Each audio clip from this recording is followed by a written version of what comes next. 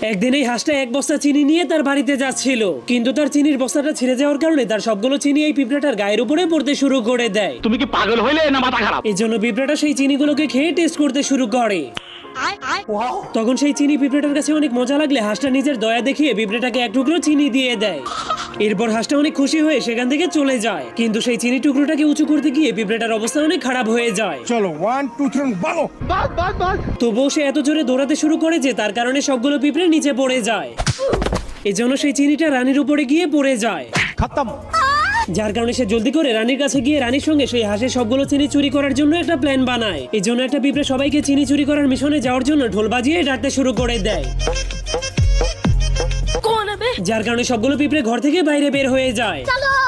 কিন্তু তখনই হাঁসটা ভাবতে শুরু করে, আমি যেই পিঁপড়েটাকে চিনি দিয়েছি, যদি সেই পিঁপড়েটা এখন তার পুরো দলবল নিয়ে আমার সবগুলো চিনিকে চুরি করার জন্য চলে আসে তাহলে কি হবে।